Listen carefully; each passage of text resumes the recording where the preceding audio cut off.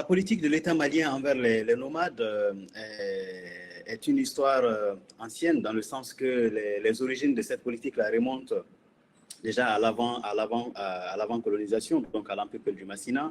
et qui avait mis en place une dynamique de sédentarisation qui s'est prolongée sous la colonisation. Et cette colonisation avait divisé le Mali en deux, entre Mali utile et Mali inutile, sur la capacité de mise en valeur des terres et donc agricoles. Et cette même dynamique s'est encore prolongée avec Modibo Keïta au début des années 60, qui met en place un système socialiste. Et ce système socialiste avait donc cette tendance à vouloir faire de la terre le moteur de l'économie, et donc une économie agricole. Et dans ce sens-là, l'accent était mis sur les terres agricoles. Et cette politique a à la fois un regard sur les nomades qui sont classés comme des gens qui travaillent moins, qui s'investissent moins. Et donc, ça d'un côté. Et de l'autre, il y a un autre élément qui apparaît dans les années 70 et 80. Donc, après Modibo Keïta, dans ce cas, c'est sous le régime militaire de Moussa Traoré. Dans ce cas-là, c'est la sécheresse des années 70 et 80 qui mettent en avant une dynamique de sécurité alimentaire, donc qui pousse vers la mise en valeur agricole des terres. Et aussi, c'est dans ces années 80 que le premier code domanial et foncier du Mali a été élaboré. Et ce code-là met effectivement une différence nette entre entre le besoin de produire, donc de produire une productivité agricole poussée au détriment de l'activité pastorale. Et tout cet ensemble-là a créé les conditions à ce que, en dehors d'une situation de contrôle politique fort, sous un régime, pour le cas de Moussa Traoré, dictatorial, la possibilité pour les acteurs locaux de pouvoir revenir sur la scène a en quelque sorte fait que, à un certain moment donné, et depuis une dizaine d'années, les conflits, certains vieux, sont revenus à la surface avec les questions donc, de marginalisation à la fois politique et sociale, et une certaine quête d'émancipation de la part des nomades qui longtemps ont été marginalisés.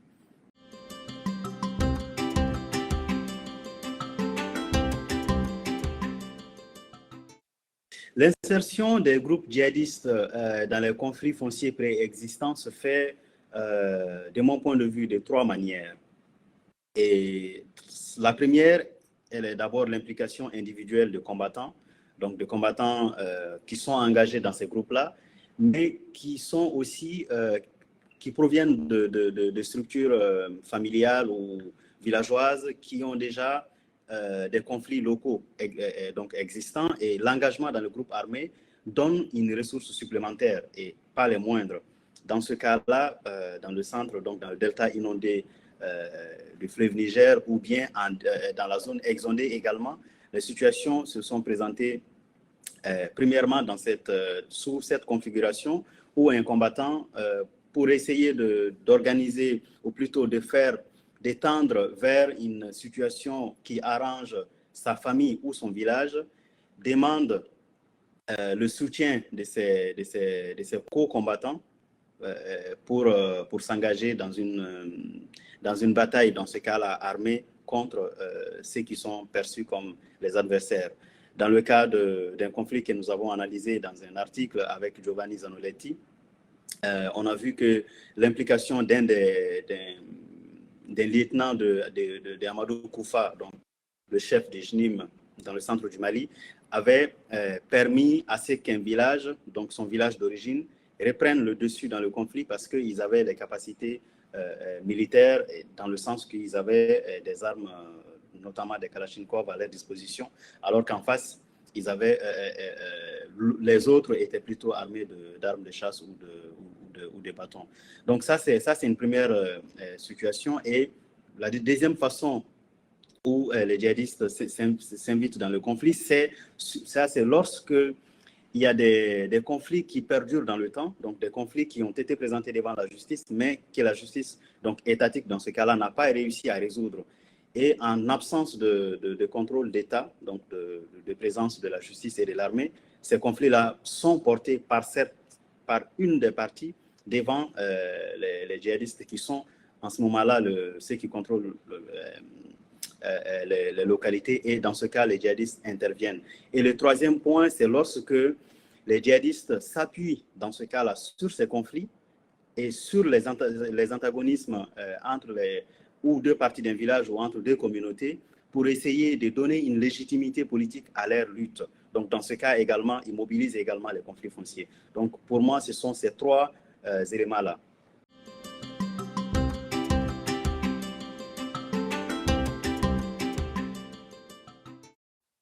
Les rapports entre la formation des milices d'autodéfense et les conflits fonciers dérivent d'abord en fait, est une conséquence de ce que je viens de noter, parce que d'abord, les milices sont une réaction à la fois à une situation d'absence de contrôle de l'État et de présence de groupes armés, dans ce cas djihadistes. Donc, dans cette configuration-là,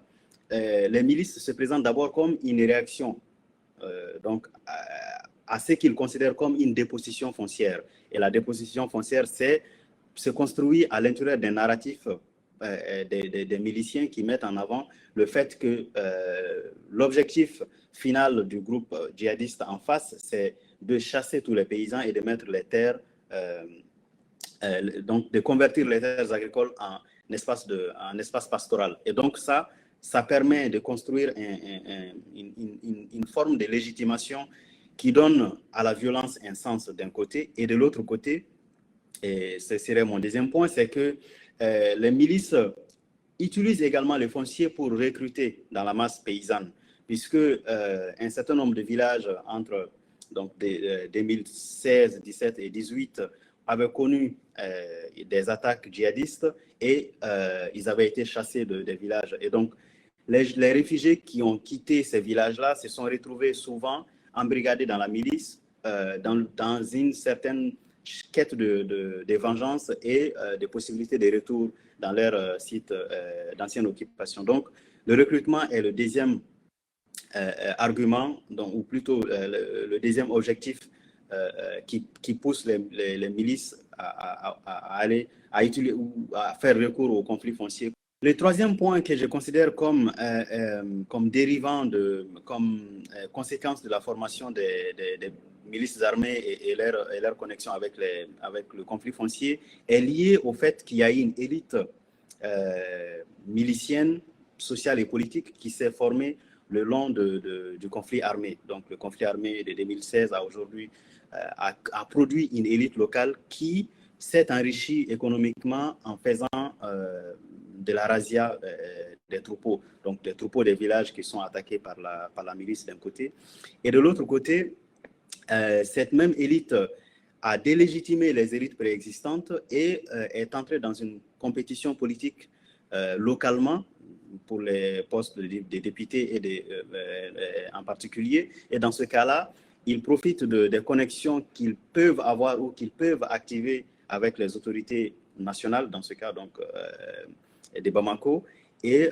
ce qui fait qu'ils s'appuient sur le foncier pour justifier leur présence et l'usage de la violence, et ensuite cette violence-là et cette compétence est convertie en action, en ressources politiques et économiques.